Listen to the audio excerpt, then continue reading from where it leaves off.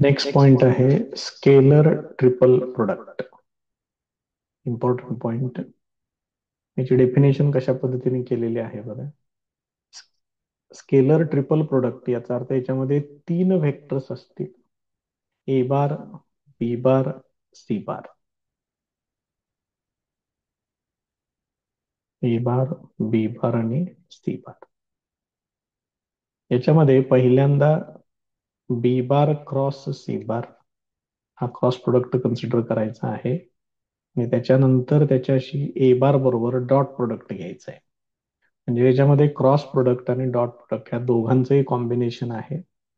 मग हा पहिला वेक्टर ए बार आणि हा नवीन तयार झालेला vector B bar cross C bar यांच्यात डॉट प्रोडक्ट आहे. त्यामुळे याचं जे आन्सर येणार आहे ही स्केलर क्वांटिटी असणार आहे. म्हणून त्याचं नाव काय सांगितले त्यांनी? Scalar triple product. हे तीन वेक्टर्स आहेत आणि त्यांचा जो फायनल आन्सर, फायनल प्रोडक्ट जो मला मिळणार आहे तो स्केलर क्वांटिटी आहे. म्हणून त्याला स्केलर ट्रिपल प्रोडक्ट असं म्हणतात. याला नोटेशन साठी अजून एक प्रकार वापरतात. हे असं स्क्वेअर ब्रॅकेट्स मध्ये असं लिहितात. याचाच अर्थ हा असा आहे.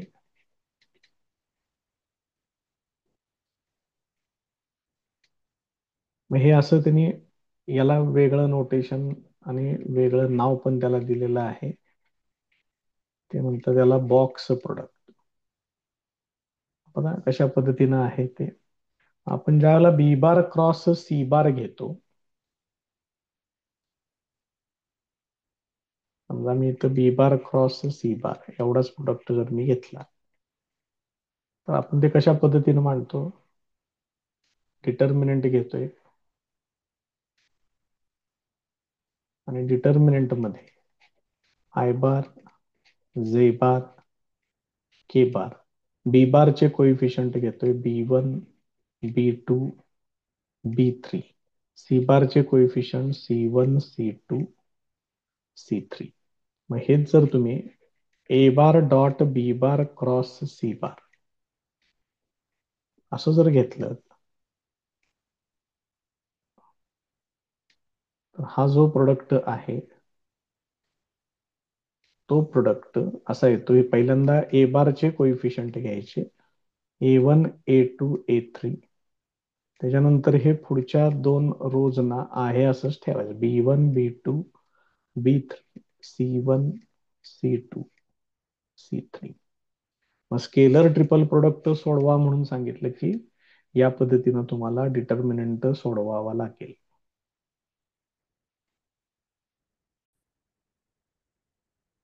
तर या स्केलर ट्रिपल प्रोडक्टच्या काही प्रॉपर्टीज आहेत त्या बघूया.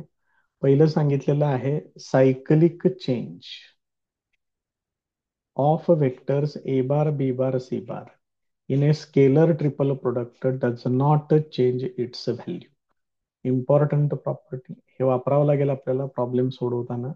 मग आपण स्केलर ट्रिपल प्रोडक्ट आपण लिहितो कशा पद्धतीनं? A bar dot B bar cross C bar हा असा प्रोडक्ट आहे. मग याच्यामध्ये त्यांनी काय सांगितलंय? सायकलिक इंटरचेंज सांगितले. म्हणजे हे असं इकडून इकडं वेक्टर फिरवायचे. हे काय होईल? हे सी बार इकडे येईल, हे दोन वेक्टर पुढे जातील. म्हणजेच हे असं येणार C bar dot A bar cross B bar.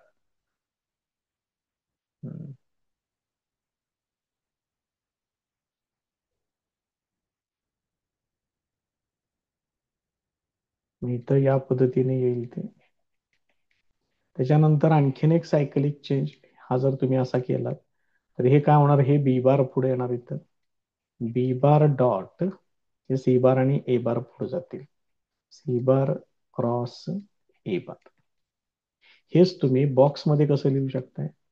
A bar, B bar, C बार. इथं बघा त्याचं काय झालेलं आहे ते C bar, A bar, B बार. या ठिकाणी बी बार, सी बार, ए बार. मग असं जर तुम्ही चेंज केले, ह्याला सायकलिक चेंज म्हणतात, सायकलिक इंटरचेंज म्हणतात. तर सायकलिक चेंज असा शब्दप्रयोग जर याला वापरला आपण, तर हे इकडून इकडं पूर्ण तीनही वेक्टर्स बदलायचे आहेत. तर याच्यामध्ये असा चेंज करून व्हॅल्यू बदलत नाही, व्हॅल्यू आहे तेवढीच राहते. तर जर समजा मी हे असं घेतलं, आता असं लिहून दाखवतोय आणि आता याच्या अपोजिट वापरतोय, इकडून इकडं फिरवतोय त्याला, तरी पण चालते, काही अडचण नाही. काय होईल बघा बरं, हे बी बार सी बार पुढे येतील आणि इथं ए बार येणार. अजून एकदा सायकलिक इंटरचेंज करून घ्या, म्हणजे मग हे काय होईल, सी बार आणि ए बार पुढे येतील आणि इथं बी बार येणार. या पद्धतीनं तुम्ही सायकलिक चेंज जर घडवून आणले तर त्याची व्हॅल्यू बदलत नाही. Important property. नेक्स्ट प्रॉपर्टी बघा, हे सिंगल इंटरचेंज ऑफ व्हेक्टर्स. मात्र जर तुम्ही तीन व्हेक्टर पैकी कोणतेही दोन व्हेक्टर जर इंटरचेंज केले, तर मग मात्र त्याच्या व्हॅल्यूचं जे साईन असेल ते साईन तेवढं बदलेल.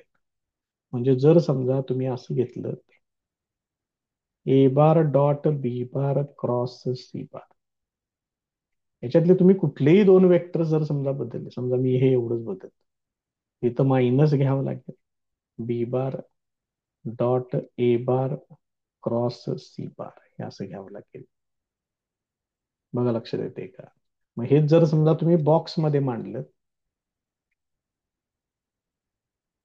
या पद्धतीने,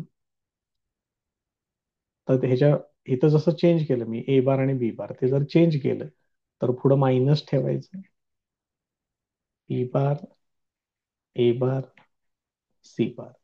समजा तुम्ही आता सी बार आणि ए बार इंटरचेंज केले, मायनस सी बार पहिल्यांदा ए बार नंतर, ए बार शेवटी हे असेल, तरी सुद्धा तुम्हाला इथं पुढं मायनस साईन ठेवावं लागेल. समजा मी या दोघांना इंटरचेंज केलं, इथं मायनस येणार, ए बार सी बार आणि बी बार या पद्धतीने येणार. मग जर single interchange of two vectors असं जर केलं तर चिन्ह बदलायचं, या आठवणीनं लक्षात ठेवा. नेक्स्ट प्रॉपर्टी बघा, if a row of determinant can be expressed as linear combination of other rows, then the determinant is 0.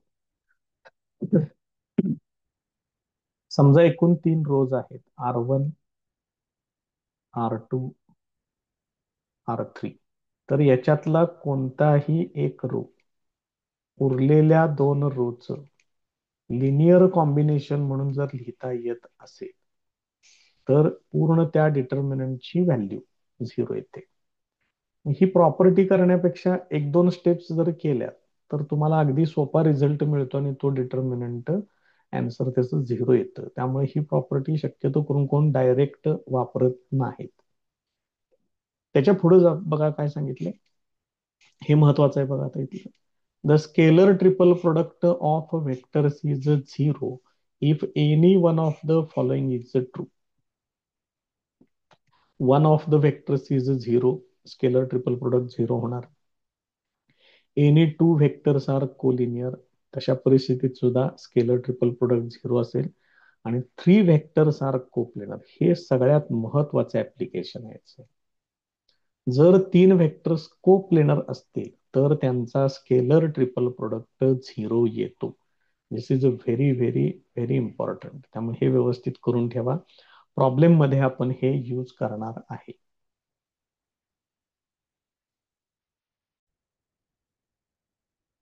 Next property बघा, an interchange of dot and cross in a scalar triple product does not change its value.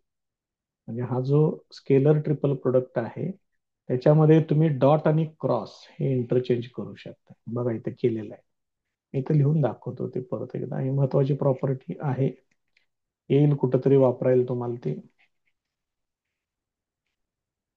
हे असं आहे, dot इथं आहे आणि cross इथं, हे direct तुम्ही इंटरचेंज करू शकताय. मग जर क्रॉस इकडे घेतला तर ह्यांना ब्रॅकेटमध्ये टाकावं लागेल, हा डॉट प्रोडक्ट इथं घ्यायचा आहे, हे असेल. मग आपण हे सिद्ध करूया, व्हेरीफाय करता येते का बघूया. हे L H S equal to L H S लिहून घेतलं. आता याच्यामध्ये मी सायकलिक चेंज करून घेतो, इकडून इकडं आणतो याला. म्हणजे सायकलिक चेंज केल्यानंतर व्हॅल्यू बदलत नाही हे झालं. आत्ताच आपण प्रॉपर्टी बघितलेली आहे, असं येईल. दिस इज द सायकलिक चेंज. तर इथं मध्ये डॉट आहे, मग डॉट प्रोडक्ट कम्युटेटिव्ह आहे, तुम्ही व्हेक्टर्स इंटरचेंज करू शकताय. म्हणजे इथं असं येणार ए बार क्रॉस बी बार, हा पहिल्यांदा येणार, आणि डॉट सी बार हा पुढे. म्हणजे याच्यामध्ये तुम्ही ही प्रॉपर्टी वापरलेली आहे. मग झालं का बघा, तेच आलं का, हा रिझल्ट इथे येतोय. Therefore L H S equal to R H S. त्यामुळे डॉट आणि क्रॉस तुम्ही डायरेक्ट इंटरचेंज करू शकताय. नेक्स्ट पॉइंट बघा, एक थेरम एक आहे इथं. काय सांगितलेलं आहे बघा, the volume of a parallel pipe with co-terminus edges as A bar, B bar and C bar is, हा स्केलर ट्रिपल प्रोडक्ट आहे. म्हणजेच याला तुम्ही असं पण लिहू शकताय, A bar dot B bar cross C bar, तोच असा दाखवलेला आहे. मग याच्यामध्ये आता त्यांनी हे जे तीन व्हेक्टर्स आहेत, ओ ए बार, ओ बी बार, ओ सी बार, को टर्मिनस एजेस म्हणते, हे सगळे एजेस एकाच ठिकाणी येतात. ऍक्च्युली एका पॉइंट पासून स्टार्ट होणाऱ्या व्हेक्टर्सना को इनिशियल व्हेक्टर्स म्हणतात. आणि को टर्मिनस एजेस म्हटलेलं आहे, व्हेक्टर्स म्हटलेलं नाही.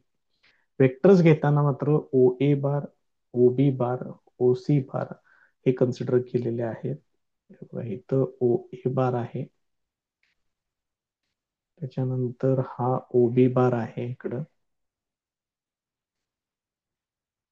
आणि ओ सी बार इकडे घेतलेला आहे.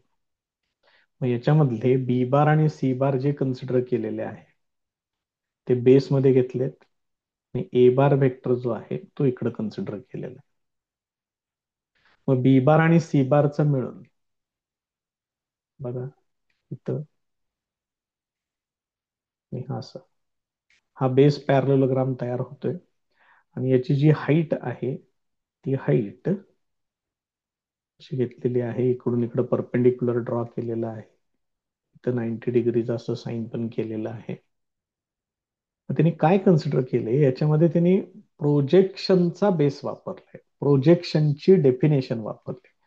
मग प्रोजेक्शन आपल्याला ऑलरेडी झालेलं आहे. प्रोजेक्शन आपण कसं सांगत होतो जरा बघा, आठवते का. ही जर लाईन असेल, इकडे एक वेक्टर दाखवतोय, असं नाव देतं यांना. समजा इथं ओ ए म्हणजे हा आहे वेक्टर ए बार, आणि इथं आहे बी, हा आहे वेक्टर बी बार. आणि इथून इकडं मी परपेंडिक्युलर ड्रॉ करतोय. मग ह्याला मी इथं नाव देतोय, इथं एम घेतोय. मग projection of B bar on A बार,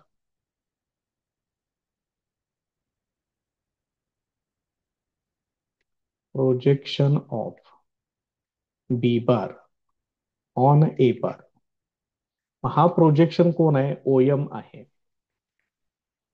मग तुम्ही नुसता ओ एम लिहिला तर हे स्केलर प्रोजेक्शन होईल, म्हणजे नुसती मॅग्नेट्यूड.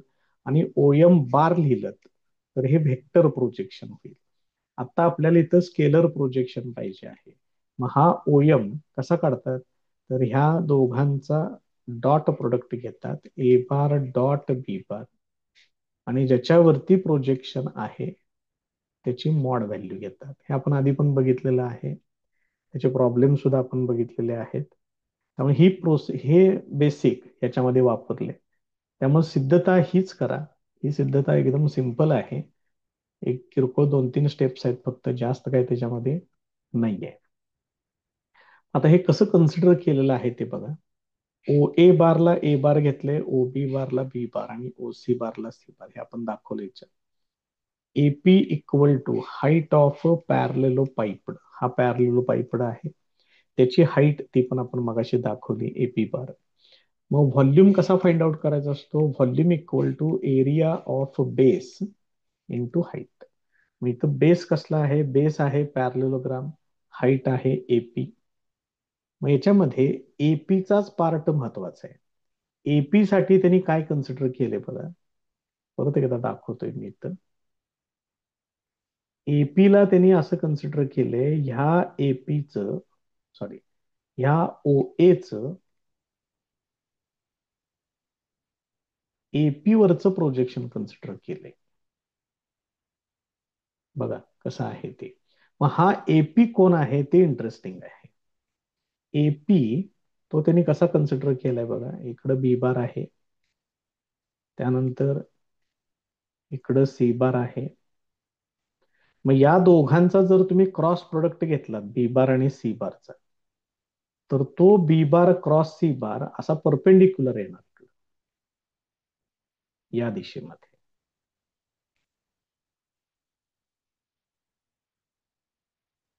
ही डिरेक्शन आहे बी बार क्रॉस सी बारची. मग तोच बी बार क्रॉस सी बार त्यांनी या एपी बार वरती कन्सिडर केलेला आहे. म्हणजेच तुम्ही काय फाइंड आउट करायचंय, एपी म्हणजे ए बारचं या बी बार क्रॉस सी बार वरती असलेलं प्रोजेक्शन फाइंड आउट करायचंय. म्हणून त्यांनी इथं कसं लिहिलेलं आहे बघा, AP equal to scalar projection of A bar on B bar cross C bar. मग या दोघांचा डॉट प्रोडक्ट अंशात घ्यायचा. डॉट प्रोडक्ट कम्युटेटिव्ह आहे, मागं पुढे चालेल, काय अडचण नाही. आणि ज्याच्या वरती प्रोजेक्शन आहे त्याची मॅग्निट्यूड डिनॉमिनेटर मध्ये घ्यायची. इथं पुढे त्यांनी फॉर्म्युला पण दिलेला आहे बघा, scalar projection of P bar on Q bar. मग क्यू बार वरती प्रोजेक्शन आहे तर हे मॉड मध्ये पाहिजे, आणि अंशामध्ये कसं येणार? पी बार डॉट क्यू बार येणार. मग हीच त्याच्यातली सगळ्यात महत्वाची स्टेप आहे. हे झालं, तुम्हाला एपी मिळालं, हे एपी आपण इथं वापरायचं आहे. मग एरिया ऑफ बेस पॅरलोग्राम, हा पॅरलोग्राम आहे, ह्याच्या ऍडजस्टंट साइड्स आहेत बी बार सी बार. मग त्याचं एरिया किती येणार? मॉड मध्ये बी बार क्रॉस सी बार येणार. मग ही व्हॅल्यू इथं वापरा, ही व्हॅल्यू इथं वापरा, इक्वेशन असेल बघा, त्याच टर्म्स घेतलेत का? मग याच्यामध्ये हे कॅन्सल होईल, म्हणजे हे शिल्लक राहणार. हेच तुम्ही डॉट प्रोडक्ट कम्युटेटिव्ह आहे, त्याला तुम्ही असं मांडू शकताय. आणि A bar dot B bar cross C bar म्हणजेच हा बॉक्स प्रोडक्ट आहे. त्यामुळे ही सिद्धता खूप सिंपल आहे. फक्त प्रोजेक्शनची कन्सेप्ट व्यवस्थित करून घ्या आणि ती त्याच्यामध्ये वापरा.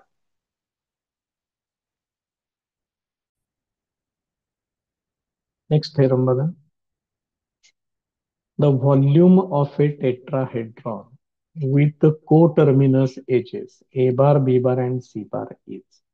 हा फॉर्म्युला आहे बघा, साधारणपणे तसंच आहे. मगाशी आपण पॅरलल पाईपड मध्ये जसं स्केलर प्रोजेक्शन बघितलं, तर सेम तशीच कन्सेप्ट ह्याच्यामध्ये पण वापरावी लागेल. इथं बघा, ओ ए बार ए बार आहे, ओ बी बार बी बार आणि ओ सी बार सी बार. डायग्राम मध्ये बघा कुठं कुठं आहेत ते. हा आहे ओ ए बार, हा आहे ओ बी बार,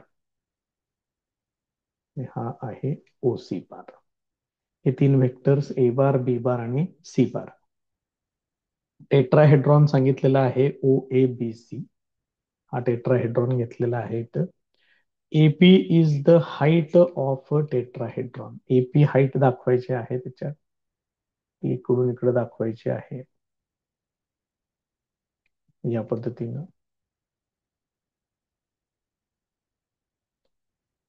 मग व्हॉल्यूम याचा फाइंड आउट करायचा आहे. टेट्राहेड्रॉनचा व्हॉल्यूमचा जो बेसिक फॉर्म्युला आहे तो असा आहे, volume of tetrahedron equal to 1/3 area of base triangle OCB. बघा इथं ट्रायंगल ओसीबी कन्सिडर करायचा आहे, इथं तो ट्रायंगल आहे. मग त्याचा एरिया घ्यायचा आहे आणि हाईट घ्यायची आहे, हाईट एपी. आणि पुढं 1/3 आहे, कारण हा पार्ट काही युनिफॉर्म नाहीये, त्यामुळे हे 1/3 कन्सिडर केलेलं आहे. एपी काय आहे बघा, scalar projection of A bar on B bar cross C bar. हे सेम मगाशी जसं आपण वापरलं पॅरल पाईप मध्ये तसंच आहे. इथं परत एकदा हा ए बार आहे त्याचं, इथं परत एकदा आपण बी बार क्रॉस सी बार जर सांगितलं तर बी बार क्रॉस सी बार कसा येणार, बी बार क्रॉस सी बार या प्लेनला परपेंडिक्युलर येणार, या डिरेक्शन मध्ये. मग हीच डिरेक्शन हिथं आहे. त्यामुळे ह्या ए बारचं या एपी बार वरती प्रोजेक्शन, त्यालाच काय म्हटले त्यांनी, scalar projection of A bar, हा ए बार आहे on this B bar cross C. मग फॉर्म्युला तोच आहे मगाशी जो वापरला तो, या दोघांचा डॉट प्रोडक्ट अंशात येणार डिव्हायडेड बाय मध्ये ज्याच्यावरती प्रोजेक्शन फाइंड आउट केलेला आहे त्याची मॅग्निट्यूड. त्यानंतर हा जो बेस एरिया आहे तो ट्रायंगल आहे, मग एरिया ऑफ ट्रायंगल ओबीसी त्याचा फॉर्म्युला घेतलेला आहे 1/2 बी बार क्रॉस सी बार. ही व्हॅल्यू इथं वापरा, ही हाईट एपी सांगितली ती इथं वापरा, म्हणजे मग इक्वेशन असेल बघा, हे 1/3 आहे असंच ठेवलंय. एरिया ऑफ ट्रायंगल एबीसी इथं घेतलेला आहे आणि स्केलर प्रोजेक्शन जे काय आलेलं आहे एपी बार साठी ते इथे घेतले. मग याच्यातलं हे mod B bar cross C bar आणि mod B bar cross C bar cancel होईल. 1/3 1/2 ते होणार 1/6. हे एवढं शिल्लक राहील फक्त तिथं, ते असं घेतलेलं आहे. याच्यामध्ये तुम्ही परत एकदा सायकलिक चेंज जर करून घेतला तर हे परत असं येईल 1/6 A bar dot B bar cross C bar. या पद्धतीनं ते व्हेरीफाय होईल.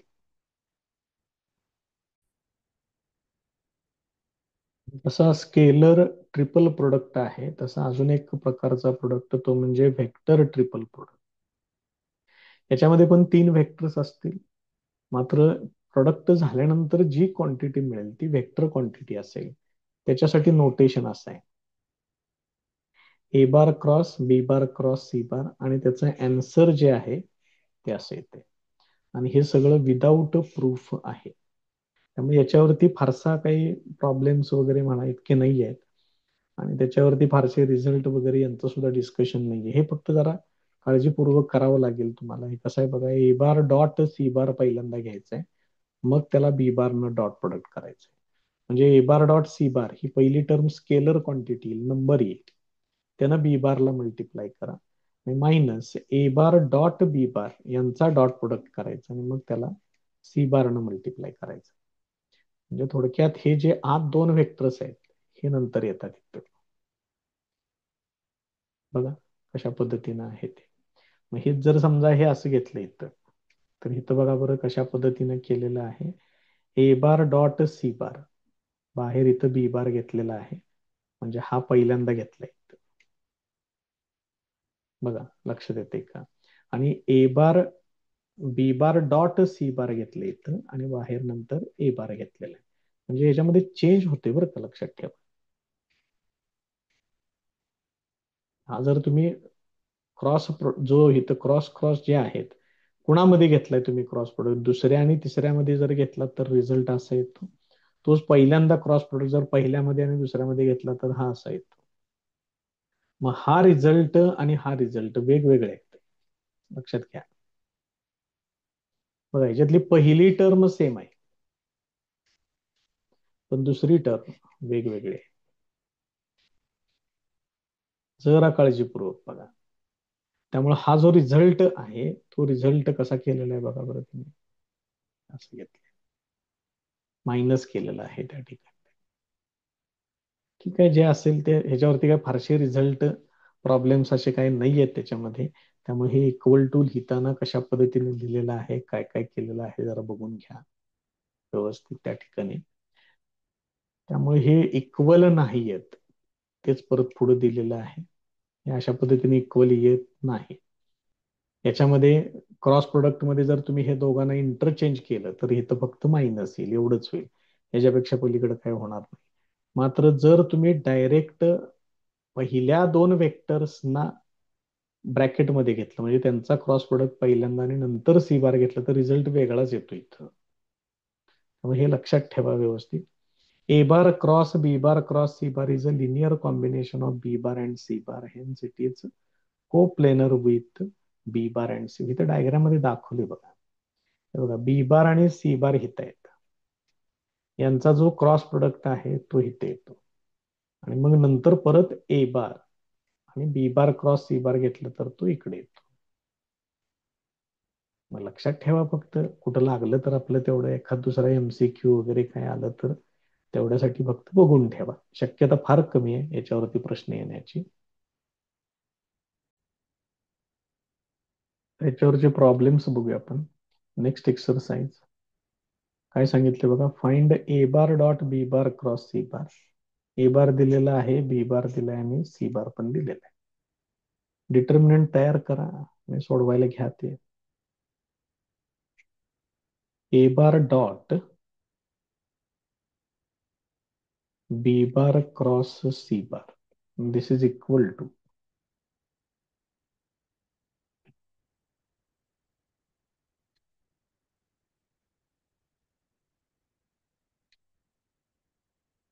काय काय आहेत बघा. 3 - 1 4 त्याच्या पुढे आहे 2 3 - 1 आणि -5 2 3. सोडवा फक्त हे. 3 इंटू ब्रॅकेट हे कॅन्सल होईल. 3 × 3 9 मायनस मायनस प्लस 2 मायनस तर परत -1 येणार. इंटू ब्रॅकेट हे कॅन्सल होईल. 3 × 2 = 6 -5 येणार. 6 - 5 प्लस 4 इंटू ब्रॅकेट हे कॅन्सल होईल. 2 × 2 4 minus minus plus 15. So this is equal to हे 9 आणि 2 11. 11 × 3 33 होणार. 6 - 5 येणार 1. हे मायनस मायनस प्लस 1 होणार आणि हे 14 15 आणि 4 19 × 4 हे येणार 76. तर हे टोटल किती होते बघा. 6 7 10 0 झाले. 1 7 आणि 1 8 आणि 3 11. 110 ही त्याची व्हॅल्यू येते बघा. किरकोळ आहे, काय विशेष नाही. जास्तीच्या डिटर्मिनंट तेवढा व्यवस्थित सोडवा. नेक्स्ट प्रॉब्लेम बघा. If the vectors first vector हा सेकंड वेक्टर आणि हा third vector these are the co-terminus edges of the parallelepiped then find the volume of the parallelepiped. Simple type पण इम्पॉर्टंट टाइप. हे जे तीन वेक्टर्स आहेत त्यांना ए बार बी बार सी बार consider करूया. assume that a bar equal to 3i bar plus 5k bar,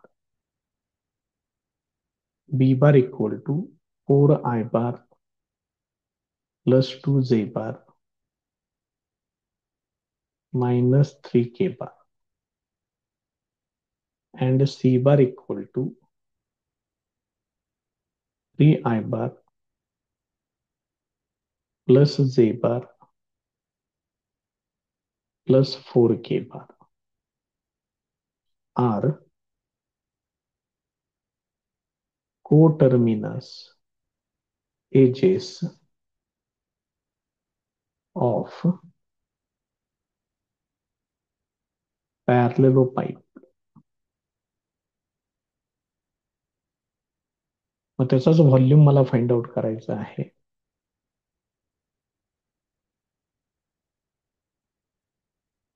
volume of parallelopipe equal to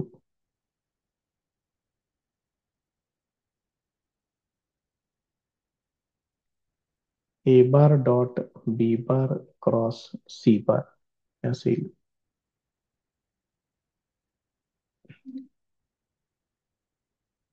याचा determinant घेऊया इथं आपण.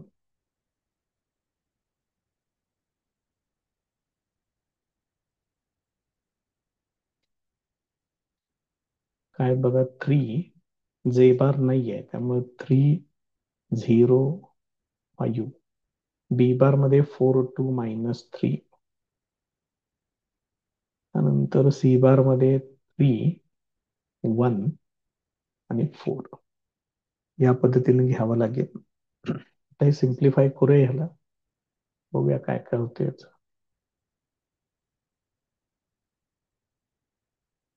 3 इंटू ब्रॅकेट 8 मायनस मायनस +3 होणार. -0 इंटू ब्रॅकेट, आता झिरोच आहे पुढे, नाही लिहिलं तरी पण चालेल, ते पण घेऊया सोडवून. +9 +5 इंटू ब्रॅकेट हे किती होणार, 4 -6. हे टोटल किती होणार, 8 आणि 3 11, आणि हे होणार 33. -0 4 - 6 येणार, -2 इंटू 5 म्हणजे -10 होणार. हे म्हणजे याचं सिम्प्लिफिकेशन येणार 23. हा व्हॉल्यूम आहे. पुढं युनिट या पद्धतीने लिहून टाका, cubic units.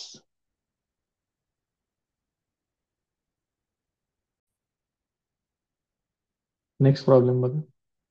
If the vectors, हा फर्स्ट वेक्टर, हा सेकंड आणि हा third, they are coplanar, then find the value of P.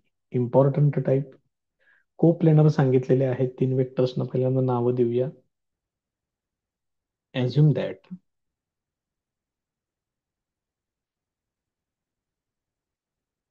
a bar equal to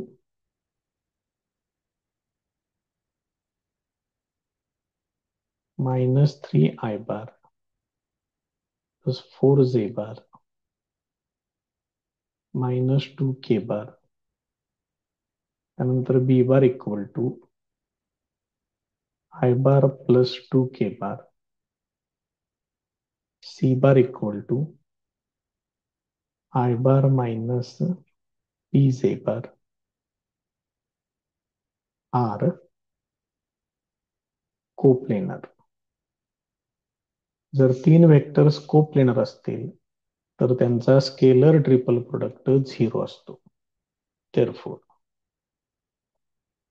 a bar dot b bar cross c bar this is equal to 0. हाच scalar triple product आता आपण इकडे तयार करूया आणि ते सोडवून आन्सर 0 घ्यायचं आहे, इक्वल टू 0. आता इथं ए बारचे कोएफिशियंट बघा, -3